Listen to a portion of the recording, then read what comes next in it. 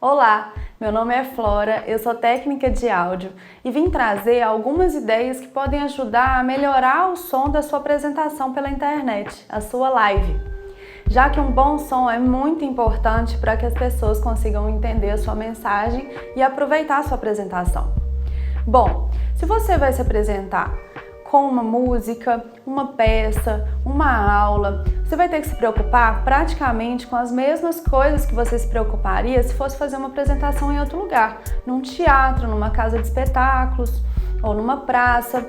Só que nesses lugares você tem uma equipe para te ajudar a pensar em tudo, né? No figurino, no cenário, na luz e no som também. Como é muita coisa para você gerenciar ali sozinho, de frente para sua câmera, eu vou trazer algumas dicas que podem te ajudar a pensar o lugar, o que você pode fazer para trazer esse som legal, porque um som ruim atrapalha muito, perde bastante da experiência do seu espectador. Então, eu vou te ajudar a escolher esse espaço e preparar ele para sua apresentação. E depois a gente vai falar um pouco sobre os equipamentos que você pode usar. Se você vai usar só o seu celular, se você vai usar algum tipo de equipamento, microfone, ou se você vai fazer a sua transmissão pelo computador também. Agora você vai definir aonde você vai fazer a sua apresentação. Junto com as dicas que o Cipó, a Mari e a Dione deram nos outros tutoriais, eu recomendo que dias antes da sua apresentação, durante os ensaios, uns testes, você ligue o seu ouvido e comece a prestar atenção na paisagem sonora de onde você está. Qual cômodo é mais barulhento? Qual cômodo está virado para a rua? Onde tem um som de uma obra? Isso vai te ajudar a escolher o lugar onde tenha menos interferências externas. Eu sei que agora a gente não está em lugares tratados ideais para isso, então é provável que algum som vai acabar vazando na sua apresentação. Isso não tem problema. O que você pode fazer é conseguir minimizar isso. Se esse som vai estar aí, tem uma obra na hora da sua apresentação, ou um cachorro que não para de latir, ou um trânsito que vai aparecer, você pode fechar uma janela, fechar uma porta. Isso pode ajudar a deixar ele menos presente e dessa forma interferir menos na experiência sua e do seu público. O que eu sugiro para conseguir reduzir essa chance é, se você mora com alguém, avise essas pessoas de que você vai se apresentar naquela hora, para elas poderem evitar uma porta batendo, um som de banheiro, um som de cozinha. Isso tudo pode fazer uma interferência que vai desconcentrar você e seu público e poderia ser evitado. Outra coisa muito importante que faz parte da escolha do espaço ainda é você estar onde tem um sinal melhor de internet na sua casa. Não adianta você escolher um cômodo ótimo, com uma luz boa, um som bom, se aquele sinal vai ficar falhando o tempo inteiro. Então eu acho que isso é uma das prioridades para você, onde você vai conseguir fazer uma transmissão com menos falhas possíveis. É bom que nesse espaço que você escolheu, você tenha muitas superfícies ou materiais que absorvem as ondas do som e não refletem. O que reflete muito são paredes lisas, pisos de cerâmica, muito vidro, muito espelho e poucos móveis vão criar uma ambiência com muita reverberação. Isso vai trazer aquele eco na sua voz. Então eu recomendo que tenham muitas superfícies absorventes ou difusoras, que são tapetes, cortinas, almofadas, sofá, móveis em geral, coisa estofada, tecido, as famosas estantes de livros que estão sendo muito usadas hoje em dia nas lives. Isso tudo vai ajudar a secar, que a gente fala, a trazer uma clareza maior, deixando a acústica melhor do espaço que você está. Se o seu cenário é só uma parede lisa, você não quer nenhum tipo de objeto aparecendo, não tem problema. Isso tudo que eu falei pode ficar no extracampo da sua câmera, você não precisa mostrar. Igual eu fiz aqui, por exemplo, para melhorar a acústica do meu escritório para esse vídeo, eu trouxe uma cortina, eu trouxe um tapete, algumas almofadas que já dão uma melhorada nessa acústica para vocês. Primeira coisa que você tem que reparar no seu celular é onde fica o microfone dele. Cada aparelho vai ficar em um lugar. O meu, por exemplo, fica aqui embaixo, olha. A capinha dá a dica de onde tem esse microfone porque tem um buraquinho ali.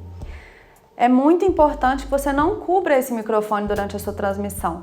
Se você estiver segurando com a mão, principalmente, porque é muito fácil a gente colocar o dedo ali, ou se você não for usar um tripé e for apoiar em alguma superfície, fica de olho se isso não está tampando o microfone do seu celular. Uma dica legal também é, se você não for usar um tripé, você for apoiar ele em alguma superfície, é interessante colocar uma coisa macia entre o celular e essa superfície, que vai funcionar como um absorvedor de impacto. Para caso tenha alguma movimentação nessa mesa, nessa superfície que você está usando, e isso não chegue no seu microfone do celular, vai ajudar bastante a tirar ruído. Bom, para você evitar isso, você pode usar uma blusa dobrada, uma almofadinha, alguma coisa macia que vai funcionar como essa suspensão do celular. Uma outra lembrança bem importante é lembrar de desativar todas as notificações do celular e vibração também. Notificações visuais, inclusive, não só as de som, porque além do som, que pode atrapalhar, as chamadas visuais podem te distrair e indiretamente isso também vai interferir no som, não é? Se você vai plugar algum equipamento no seu celular, um lapela, por exemplo, um instrumento ou alguma placa de som que você tem que se atentar a algumas coisas. Esse buraquinho que tem na maioria dos celulares, P2, onde a gente conecta fone, ele funciona como entrada e saída nos celulares. Por quê? Justamente para aquele fone que tem microfone junto, para a gente usar nas ligações. Então você, ao invés de ser um P2 normal de 3 vias, que tinha o L, o R e o terra, agora ele vai ser o L, o R, o microfone e o terra. Então ele é um P2 de 4 vias. Ele é muito chamado de P3 esse plug.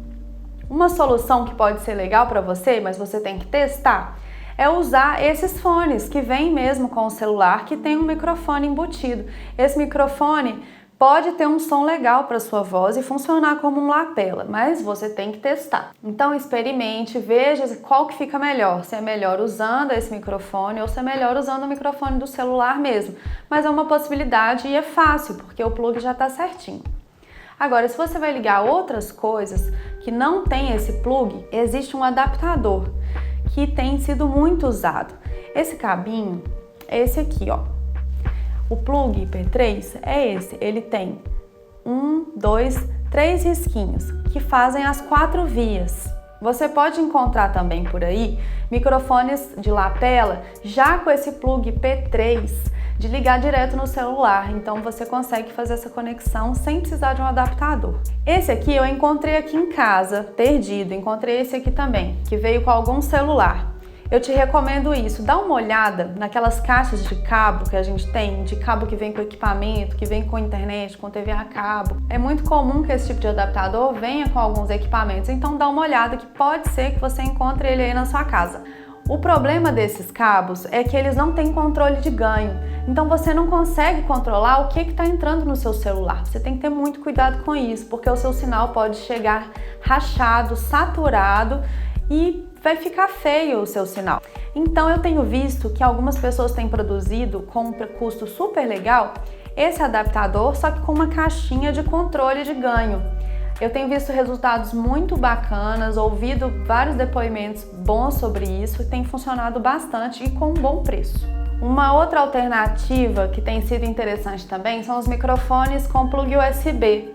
Tem um monte de marcas, diferentes modelos com som legal que você pode pesquisar. Então mergulhe aí nessa pesquisa, se você quer investir, pode ser uma boa para você também. Agora vamos aos computadores. Alguns computadores, principalmente os notebooks, alguns de mesa, têm um microfone embutido interno. Então as minhas sugestões vão ser muito parecidas com as se você vai usar só o celular. Você tem que testar esse microfone. A diferença para o computador é que você vai ter que configurar isso. Então entra nas configurações de áudio do seu computador e testa. Vê como é que é a entrada do microfone, vê se ela está funcionando legal, quais são as possibilidades, o que você pode usar de entrada, mas testa. Existem alguns programas de gerenciamento de live que podem te ajudar. Um muito usado hoje em dia é o OBS Studio. Ele é gratuito, tem um monte de tutorial na internet e pode te trazer várias possibilidades legais de áudio e de vídeo. Então eu recomendo, pesquisa aí. Agora, se você tem uma interface com vários microfones ou uma mesa de som, uma estrutura bem maior para a sua transmissão, eu recomendo que se teste, faça uma passagem de som bem minuciosa, escutando de um outro lugar ou gravando e escutando depois, porque a mixagem para uma live não é a mesma mixagem que você vai fazer para um show. Então você tem que experimentar mesmo, encontrar o que vai soar melhor ali na sua apresentação. Então esses testes são importantes para você entender o equilíbrio entre os instrumentos, o que está chegando ali, como é que seu público vai receber esse sinal.